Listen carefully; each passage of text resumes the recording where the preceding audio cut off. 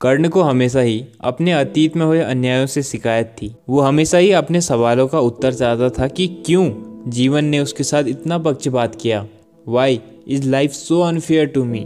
जब कभी मुझे ऐसा फील होता था कि मेरे साथ ही ऐसा क्यों होता है, तब मुझे ये संवाद याद आ जाया करता था और फिर मैं शांति से परिस्थिति का सामना कर पाता था। ये खूबसूरत संवाद कुछ इस प्रकार है कि अंतिम कुछ क्षणों में कर्ण कृष्ण से पूछते हैं, मेरे जन्म के कुछ क्षण बाद ही मेरी माता ने मेरा त्याग कर दिया।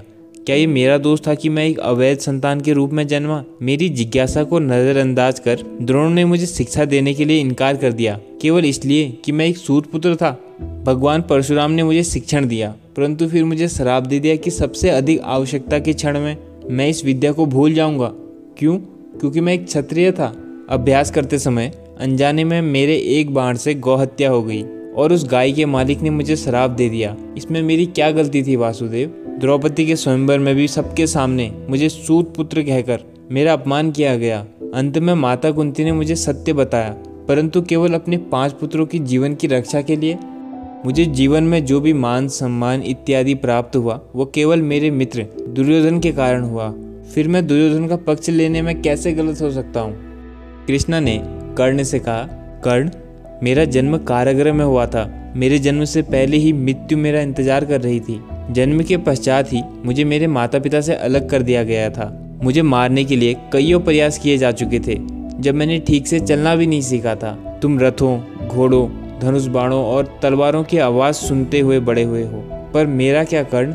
मेरा तो बचपन ही एक ग्वाले के रूप में बीता है।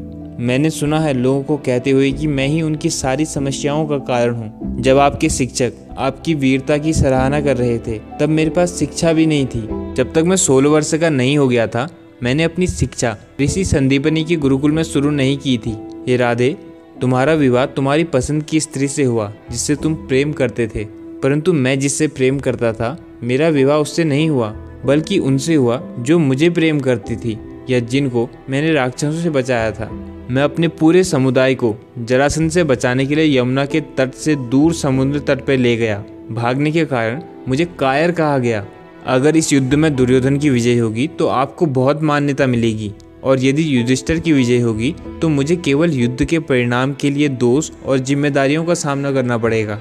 कर्ण, जीवन किसी के लिए भी भला नहीं है। सबका जीवन चुनौतियों से भरा है। दुर्योधन के साथ भी जीवन में अन्याय हुआ और युधिष्ठिर के साथ भी अन्याय हुआ, लेकिन ये हम पर निर्भर करता है कि अन्याय अपमान होने पर हम कैसी प्रतिक्रिया करते हैं। तुम्हारा जीवन अपमान से भरा है, परंतु इसका मतलब ये नहीं कि तुम अधर्म का साथ दोगे। शिकायत करना छोड़ो कर्ण। लाइफ हमारे साथ फेयर नहीं है। इसका मतलब ये नहीं कि हमको लाइसेंस मिल जाता है गलत मार्ग पे चलने का। हमें सब स्वीकार कर अंत में सत्य के मार्ग पे ही चलना चाहिए।